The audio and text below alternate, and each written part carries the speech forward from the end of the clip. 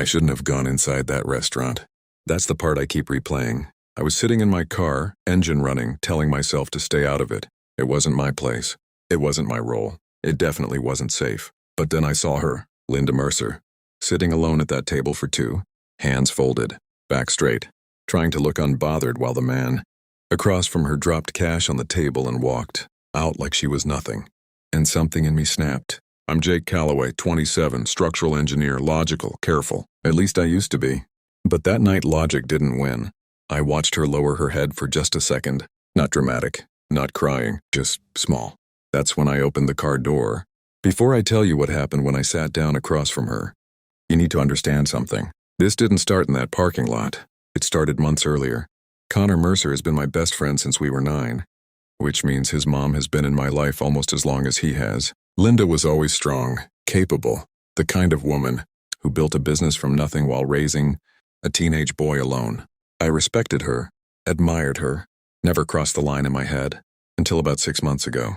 Connor moved across the country for work in February, and suddenly I was the one who kept stopping by, fixing things, carrying groceries, making sure she wasn't alone. That's what I told myself. But somewhere between coffee on her porch and long conversations in her kitchen, something shifted. She started asking about my future, not casually, not politely, like she genuinely cared. And I started noticing things I shouldn't have noticed. The way she laughed when she forgot to be careful. The way she listened. The way she looked tired sometimes, like she hadn't been seen in years. One night she told me the hardest part of her divorce wasn't when her husband left. It was realizing she had stopped being seen long before that. And without thinking, I told her anyone who could sit across from her and not notice her wasn't paying attention. The look she gave me that night, that was the first crack. So when I saw Greg walk out of that restaurant, I didn't think about age, or Connor, or consequences. I thought about her sitting across from someone who wasn't paying attention. And I knew I couldn't stay in the car. When I pulled out the chair across from her, she looked up. "Jake," she whispered. "What are you doing here?" I forced a smile. "I told you I was on standby." She stared at me for a second, and then she laughed. A real one. And that's when I realized this wasn't about rescuing her. This was about something I had been trying not to admit. The laugh changed everything. It wasn't polite. It wasn't forced. It was relief. And when she laughed like that, the tightness in her shoulders melted. The woman who had walked into that restaurant bracing for disappointment disappeared. The Linda I knew came back. We ordered coffee, not dinner. She said she wasn't hungry anymore. I pretended not to notice the way. Her hands were still slightly trembling when she lifted the cup. "So," she said lightly, eyes on me, "did Connor send you to check on me?" There it was. The safe explanation. I could have taken it. I shook my head. "No, this one's on me." She held my gaze a little too long. Something quiet passed between us. Not dramatic, not loud, but undeniable. She told me Greg had spent most of the evening talking about himself, his investments, his gym routine, his preferences. When she'd mentioned her firm, he'd checked his phone. He didn't ask a single question, she said softly. I felt heat rise in my chest, too much heat. "That's his loss," I said before I could filter it. She smiled at that, but it wasn't playful. It was searching. "Jake," she said gently, "you don't have to protect me." I swallowed. "I know, but I wanted to." That was the problem. The air shifted again, warmer, heavier. For a second I forgot who she was, or who I was supposed to be in her life.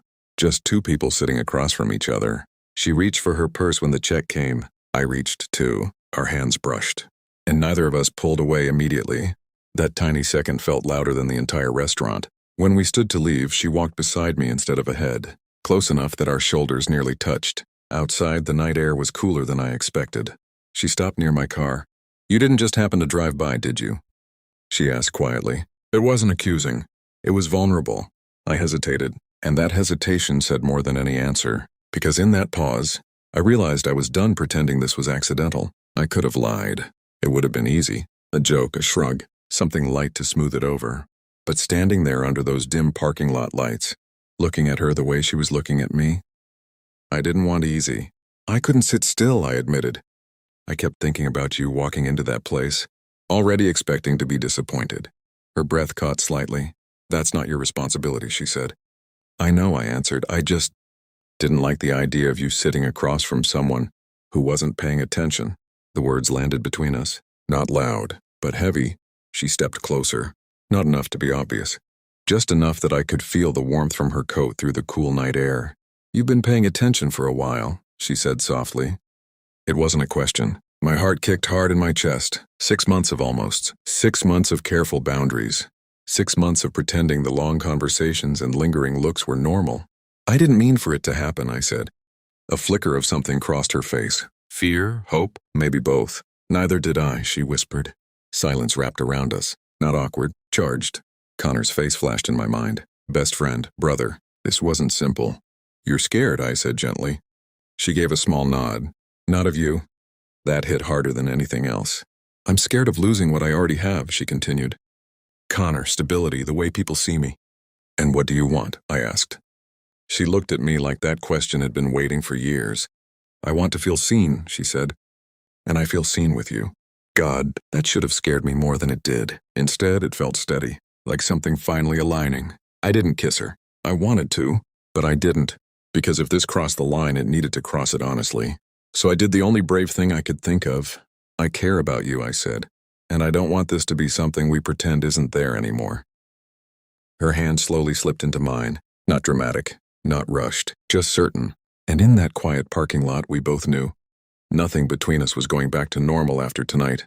We didn't kiss. That's what surprised me most. Her hand was in mine. The space between us was thin. The night felt like it was holding its breath. And still, we didn't cross that final line. Because this wasn't about impulse. It was about truth. "I don't want this to hurt Connor," she said quietly. There it was. The weight. I felt it too.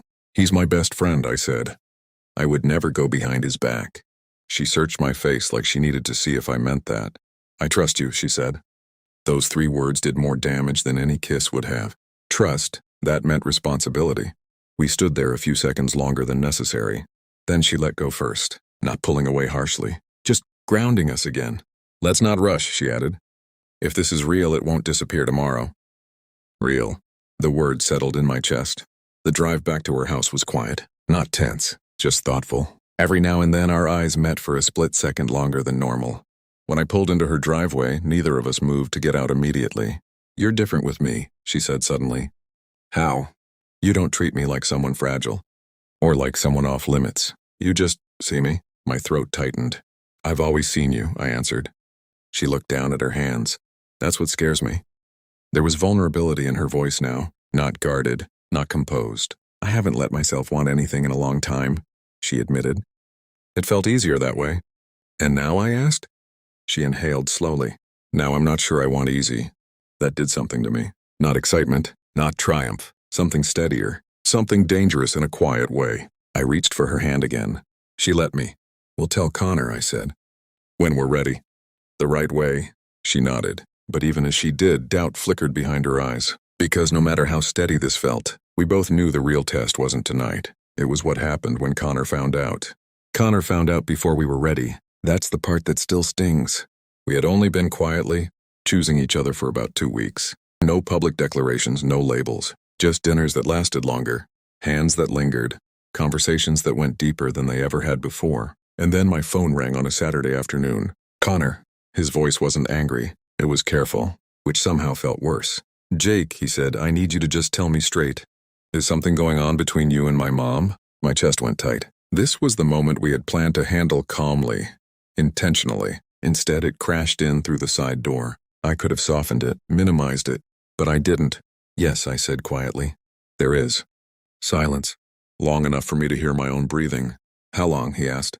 "Not long. And nothing happened behind your back. We were trying to figure out how to tell you the right way." He exhaled slowly. "I saw you two at that coffee place when I visited last month," he admitted. I didn't want to assume, but it didn't look casual. That surprised me. Part of him had already known. "I care about her," I said. "This isn't random. And it's not temporary." More silence. "Are you serious?" he asked, not accusing. Just raw. Yes. That word carried everything. When we hung up, he hadn't given me approval, but he hadn't shut the door either. He said he needed time. When I told Linda, she went very still. Not angry, not panicked, just bracing. This was the part I was most afraid of, she admitted. I moved closer to her, but I didn't touch her right away. "I won't walk away just because this got uncomfortable," I told her. Her eyes filled slightly. "Don't promise that unless you mean it." "I mean it." She nodded once. But even as she did, I could see it. The fear of losing her son fighting against the hope of choosing something for herself. And I realized loving her wasn't just about wanting her. It was about proving I could carry the weight that came with her. The 3 days Connor took to think felt longer than the 6 months. We had danced around each other. Linda tried to act normal. She answered emails, took client calls, watered her plants like nothing was shifting under her feet. But I saw it. The way her jaw tightened when her phone buzzed. The way she checked it and pretended she hadn't. I wanted to fix it. That's my instinct. But this wasn't a loose hinge or a cracked beam. This was her son. On the 3rd night, we were sitting at her kitchen table. No music, no small talk. Just the low hum of the refrigerator and everything we weren't saying. What if he can't separate it? She asked quietly. You from him, me from us. I didn't answer right away, because I had asked myself the same question. He will, I said finally. He knows me. She looked at me. And if he doesn't? There it was. The edge. I leaned forward. Then we deal with it, together. The word felt intentional. Together. Her fingers slowly reached for mine across the table. She didn't squeeze. She just held on like she needed something solid. And then her phone rang. We both froze. Connor. She looked at me once before answering. Hi, sweetheart. I watched her face instead of listening to his voice. Watched the tension, the shift, the tiny softening around her eyes. After a minute, she handed me the phone. He didn't waste time. I don't love how this happened, he said. But I know you. And I know her. If you're in this, you're in it for real. I am, I said. Another pause. Then don't hurt her. It wasn't a threat. It was trust. When I handed the phone back, Linda was already crying. Not from sadness. From relief. After the call ended, she covered her face for a second and laughed through tears. I've spent years being strong for everyone, she whispered. I didn't know how badly I wanted someone to be strong for me. I stood and walked around the table. This time when I pulled her into my arms, she didn't hesitate and neither did I. I thought Connor would be the hardest part. I was wrong. The world has opinions when a 27-year-old man dates a 45-year-old woman. And the world doesn't whisper. It comments. It jokes. It assumes. It started small. A look at a community event. A half smile from someone who thought they were subtle. Then it reached my office. A coworker made a comment in the break room. Didn't know you were into older women, he said, like it was harmless. It wasn't cruel. But it wasn't neutral either. I laughed it off. At least I tried to. But that night at dinner, Linda was quieter than usual. She pushed her pasta around her plate. I heard something today, she said carefully. My stomach tightened. About us? She nodded. Beverly called. She said people are talking, that you could do better. The words landed heavy, not because I believed them, but because she did. Better? I repeated. Then what? Than someone 15 years older, she said softly. Than someone who's already lived a full life. That hurt, not because of the age, because of the way she said it, like she was subtracting herself. I leaned forward. You're not a compromise, I said. You're not a phase, and you're not something I'm settling for. She looked up slowly. But what if this costs you? She asked. There it was. The fear. Not of being judged, of being the reason I was judged. It already cost me something, I admitted. Her eyes widened slightly. I have to choose you, I continued. Over easy, over comfortable, over what makes sense to other people. Silence filled the space between us. And, she whispered, and I'm choosing you. The air shifted again, not explosive. Steady. But then she asked something that stopped me cold. Where do you see this going, Jake? Not next month, long term. It wasn't insecurity. It was a test. And suddenly I realized this wasn't about defending us anymore. It was about defining us. When she asked where I saw this going, my first instinct was to slow it down. Buy time. Say something safe. But I didn't, because I was tired of safe. I see this lasting, I said. No hesitation. Her eyes searched mine like she was checking for cracks. I'm not experimenting, I continued. I'm not filling space. When I think about my future, you're in it. Her breath shifted, just slightly. You've had more life than I have, I added quietly. And somehow that doesn't intimidate me. It makes me feel steadier. She looked down at her hands. I don't want to steal years from you, she whispered. That sentence broke something in me. You're not stealing anything, I said firmly. You're giving me something most people my age haven't even figured out yet. She finally looked up again. And what's that? Clarity. Silence wrapped around us. But it wasn't heavy this time. It was grounding. We walked along the waterfront after dinner. the city lights reflecting across the river. She slipped her hand into mine without asking. Not hesitant, not secretive, just natural. A small group of people passed us. One of them looked twice. I felt it, the awareness, the scrutiny. For a split second, doubt flickered. Not about her. About whether I was strong enough for this long term. She must have felt the shift in my grip. "You okay?" she asked softly. I nodded, but she didn't fully believe it. And I hated that she had to question my steadiness. That night, when I dropped her off, she didn't rush inside. She stayed close. "There's one more thing," she said quietly. "What?" "I don't want to just be chosen when it's romantic. I need to be chosen when it's inconvenient." That landed deeper than anything else. Because she was right. Anyone can be brave for a moment. But could I be brave every day? I leaned in, resting my forehead gently against hers. "I'm not going anywhere," I said. And for the first time, I didn't sleep much that night. Not because I was unsure, because I was certain, and certainty is terrifying. When it involves someone who could lose more than you if it falls apart. 3 weeks later, I bought the ring. Not impulsively, not emotionally reckless. I thought it through the way I think through structural plans, looking for weak points, pressure spots, places where things could collapse. I couldn't find any. That scared me too. The ring sat in my desk drawer for days, then weeks. Every time I saw her laugh across the kitchen table, every time she reached for my hand without thinking, every time she looked at me like I was steady ground, the decision felt louder. One Saturday in early October, we were in her garden pulling up the last of the summer plants. There was dirt on her hands, a streak of it on her cheek, her hair falling loose. She looked peaceful, and that's when it hit me. I didn't just love her. I felt responsible for protecting that peace. We went inside. She put the kettle on, started talking about a restoration project she was excited about. Her eyes lit up the way they always do when she's building something beautiful. I reached into my jacket pocket. "I've been carrying something around for a few weeks," I said. She paused. Her body went very still. I set the small box on the table between us. "I didn't plan this," I told her. "I planned to protect you that night. I didn't plan to fall in love with you." Her eyes filled slowly.